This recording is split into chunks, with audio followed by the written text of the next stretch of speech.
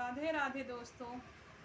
आज हम बात करने जा रहे हैं 2024 में आने वाले शारदीय नवरात्रों के बारे में। दोस्तों, शारदीय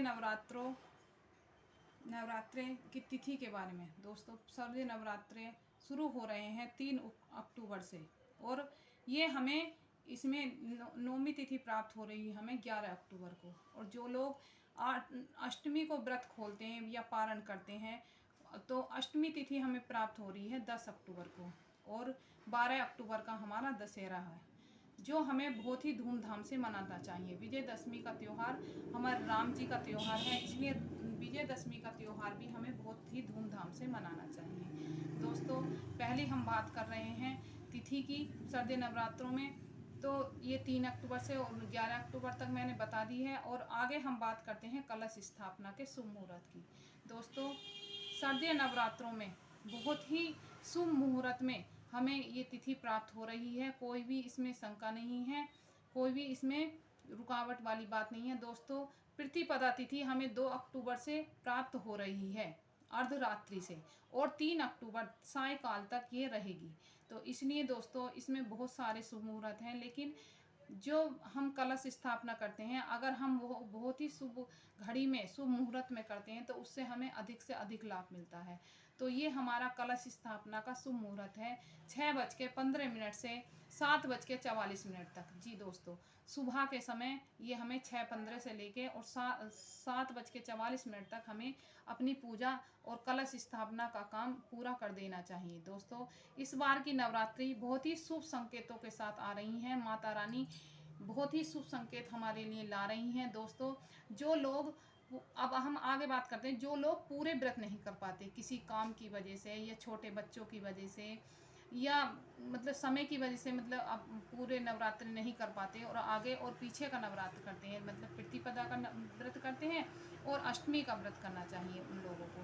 तो दोस्तों, वो कलश स्थापना कर सकते हैं। जी हाँ दोस्तों, वे लोग बहुत ही मन और अपनी श्रद्धा के साथ कलश स्थापना भी कर सकते हैं और अखंड दीप भी जला सकते हैं। दोस्तों, ये ज़रूरी नहीं है कि हम अखंड दीप शुरू प्रतिपदा से ही लेकर जलाएं। दोस्तों, हम पंचमी से भी अखंड दीप जला सकते हैं, नौमी के दिन भी अखंड दीप अवश्य जला सकते हैं। और जिन लोगों के पास और भी कम टाइम है, छुट्टी के दिन जलाना चाहते हैं, तो वो 10वीं तिथि में सुबह के शुभ मुहूर्त में हम अखंड दीप जलाएं और शाम तक उसे जलने दें, खुद स्वतः ही वो शांत हो जाएगा। और दोस्तों, जो अखंड दीप नहीं जलाते हैं, उन्हें एक दीवा लेना है और उसमें फूल भर लेना है, और जब तक हम पूजा पाठ कर रहे हैं वो दीवा जल रहा है, फिर उस पूजा करने के बाद उस दीवे को स्वतः ही शांत होने दें। उस दीवे को ना तो किसी प्रकार से बुझाएं और ना ही उसे हटाने का प्रयास करें। माता रानी के आगे उसे जलने दें और स्वयं स्वतः ही शांत होने दें। आगे हम बात करते हैं स्वच्छता की। दोस्तों, सबसे ज़्यादा स्वच्छता का ध्यान हमें अपने मन का रखना है। नवरात्रों में सबसे कम से कम बोलना चाहिए, क्योंकि दोस्तों, हम जितने ज़्यादा बोलते हैं उतने ही ज़्यादा हमारे झूठ और चुगली हमारे मुंह से निकलती है। इसलिए हमें लोगों से कम बात करनी चाहिए और अपने मन को स्वच्छ करना है हमें इन नवरात्रों में, अपने मन को। और जो लोग पहली बार नवरात्रि व्रत करने जा रहे हैं, उनके लिए भी ये व्रत बहुत ही शुभ माने जाते हैं। उन्हें शारदीय नवरात्रि, क्योंकि नवरात्रे एक साल में 4 बार आते हैं, 2 बार गुप्त नवरात्रि होते हैं और 2 बार ये नवरात्र होते हैं, चैत्र नवरात्रि और शारदीय नवरात्रि। तो जो लोग पहली बार नवरात्र व्रत करना चाहते हैं, वो शारदीय नवरात्रों से ही शुरू करें। और दोस्तों, विजयदशमी के दिन, मतलब विजयदशमी का जो दिन होता है, दशहरे का जो दिन होता है, वो हमारे राम जी का दिन है। इसे हमें बहुत ही धूमधाम से मनाना चाहिए।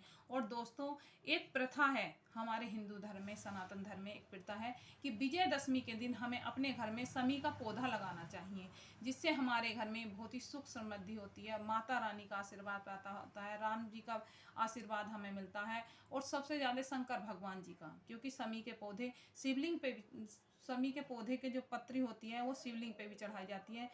इसलिए दोस्तों, हमें शिव शंकर भगवान जी का भी अधिक से अधिक आशीर्वाद मिलता है।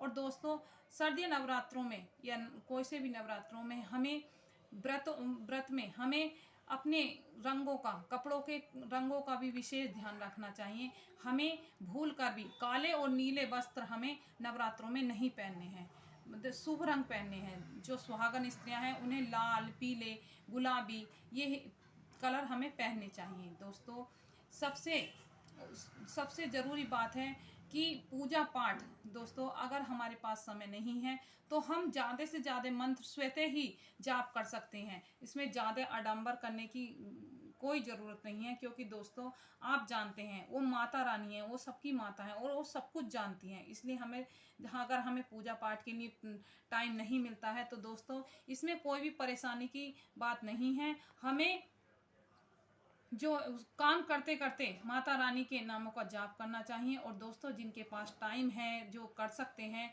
उन्हें अखंड दीप जलाना चाहिए। और दोस्तों अगर आप चाहते हैं हमारे घर में हर तरह की खुशहाली हो, संतान से, सुहाग से, सब तरह से खुशहाली हो, तो हमें नवरात्रों में सब सती पाठ अवश्य करना चाहिए। दोस्तों सब सती पाठ एक बहुत ही शुभ लाभ देने वाला पाठ होता है, इसलिए हमें सब सती पाठ अवश्य करना चाहिए। दोस्तों और आपको कोई भी जानकारी नवरात्रों के बारे में चाहिए तो आप हमें कमेंट करके बता सकते हैं। दोस्तों मैं आगे भी ऐसी ही जानकारी देती रहूँगी। और अगर आप चाहते हैं कि मेरी जानकारी आपको सबसे पहले प्राप्त हो तो आप मेरे चैनल को लाइक और सब्सक्राइब अवश्य करें। दोस्तों और कमेंट में राधे राधे अवश्य लिखें।